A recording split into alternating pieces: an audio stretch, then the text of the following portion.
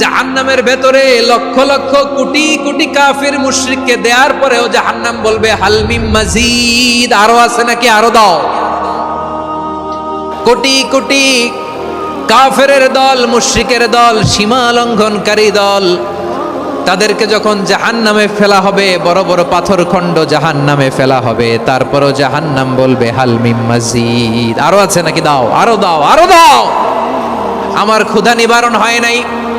জাহান্নামে তো উত্তপ্ত হবে, জ্বলন্ত হবে, ভয়ঙ্কর হবে। জাহান্নামের এক অংশ আরেক অংশকে খেয়ে ফেলবে। আল্লাহু আকবার। ফেরেশতারাও টালমাটাল হয়ে যাবে। জাহান্নামের রক্ষী ফেরেশতারা কি করবে তারা নিজেরাও বুঝতে পারবে না।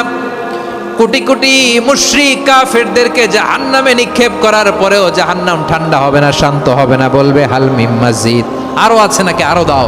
তখন আল্লাহ তাআলার কুদরতি পা জাহান্নামের ভেতরে ঢুকিয়ে দিবেন। সুবহানাল্লাহ পড়তে পারলেন না মজা করে? কোনো কিছুতেই যখন জাহান্নামকে শান্ত করা যায় না, আল্লাহ তাআলা তার কুদরতি পা জাহান্নামে ঢুকিয়ে দিবেন। দেওয়ার সাথে সাথে জাহান্নাম থেকে আওয়াজ আসবে, কত কত বিইজ্জাতিকা ওয়া বিকদরিক, আল্লাহ বিইজ্জাতিকা ওয়া বিকারামিক, আল্লাহ আপনার ইজ্জতের কসম, যথেষ্ট হয়েছে, এনাফ এনাফ, আর লাগবে না। সুবহানাল্লাহ বলেন। ওই ভয়ঙ্কর জাহান্নামে আমরা যেতে চাই কেউ? আবার জাহান্নামীরা যখন জাহান্নামে যাবে, ফেরেশতারা ডেকে বলবে, ও কপাল পোড়া জাহান্নামীরা, জাহান্নামে কেন ঢুকলা? দুনিয়ার বুকে কি তোমাদেরকে সতর্ক করার জন্য কেউ আসে নাই? কুল্লামা উলকিয়া ফিহা ফাউজুন সাআলাহুম খাজানাতুহা আলাম ইয়াতিকুম নাযীর। সুবহানাল্লাহ পড়েন। আলাম ইয়াতিকুম নাযীর, কোন সতর্ককারী আসে নাই? বিশ্বনবী নাযীর হয়ে, সতর্ককারী হয়ে পৃথিবীতে আসলেন। তিনি জাহান্নামের ব্যাপারে উম্মাকে সতর্ক করেছেন।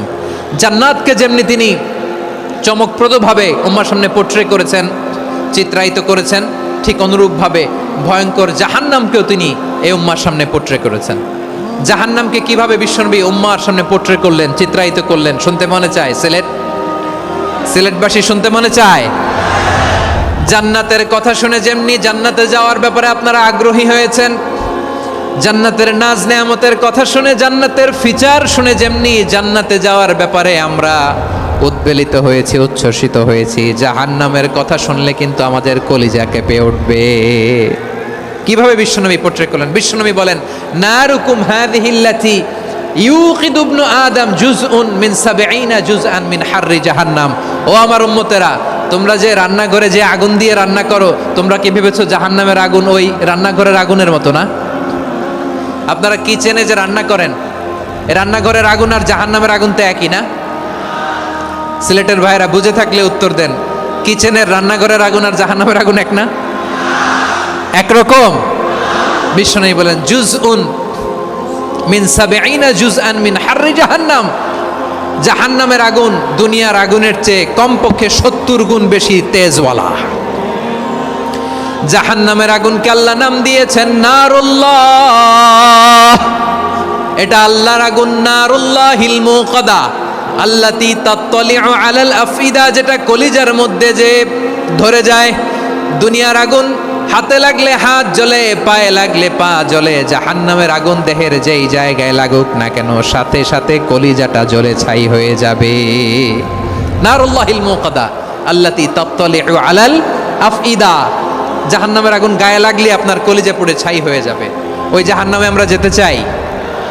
আমরা তো সবাই মিলে নাশিদ গাইলাম, জান্নাতে আমরা একা যাব না, সবাই মিলে যাব। ওই জাহান্নাম থেকেও সবাই মিলে বাঁচার দরকার আছে না নাই?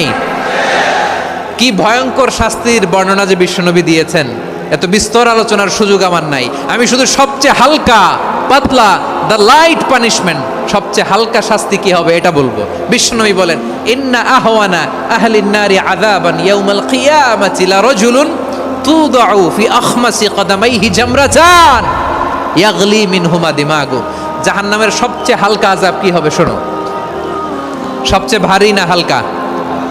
সবাই বলুন, জাহান্নামের সবচেয়ে কঠিন আযাব না হালকা? জাহান্নামের সবচাইতে হালকা আযাব হলো ওই ব্যক্তির আযাব যার পায়ে দুটো জাহান্নামের আগুনের জুতা পুড়িয়ে দেয়া হবে। ওই আগুনের উত্তাপে তার মাথার মগজগুলো ভাতের মারের মতো টপ টপ টপ টপ করে বেয়ে বেয়ে পড়বে। নাউজুবিল্লাহ পড়বেন না? আচ্ছা প্রিয় সিলেট, আওয়াজ করে বলেন, এইটা যদি সবচেয়ে লাইট পানিশমেন্ট হয়, সবচেয়ে হালকা পাতলা সহনীয় আযাব যদি হয়, তাহলে ভয়ঙ্কর তোমা আযাবের কি অবস্থা হবে? আমরা কি ওই জাহান্নামে যেতে চাই? জাহান্নামের অবস্থা এত ভয়ঙ্কর হবে, জাহান্নামের ভেতরে লক্ষ লক্ষ কোটি কোটি কাফির মুশরিককে দেওয়ার পরেও জাহান্নাম বলবে হাল মিন মাজিদ, আরো আছে নাকি, আরো দাও। কোটি কোটি কাফেরের দল, মুশরিকের দল, সীমা লঙ্ঘনকারী দল, তাদেরকে যখন জাহান্নামে ফেলা হবে, বড় বড় পাথরখণ্ড জাহান্নামে ফেলা হবে, তারপরও জাহান্নাম বলবে হাল মিন মাজিদ, আরো আছে নাকি, দাও, আরো দাও, আরো দাও। আমার ক্ষুধা নিবারণ হয় নাই। জাহান্নামে তো উত্তপ্ত হবে, জ্বলন্ত হবে, ভয়ঙ্কর হবে। জাহান্নামের এক অংশ আরেক অংশকে খেয়ে ফেলবে। আল্লাহু আকবার। ফেরেশতারাও টালমাটাল হয়ে যাবে। জাহান্নামের রক্ষী ফেরেশতারা কি করবে তারা নিজেরাও বুঝতে পারবে না। কোটি কোটি মুশরিক কাফেরদেরকে জাহান্নামে নিক্ষেপ করার পরেও জাহান্নাম ঠান্ডা হবে না, শান্ত হবে না, বলবে হাল মিন মাজিদ, আরো আছে নাকি, আরো দাও।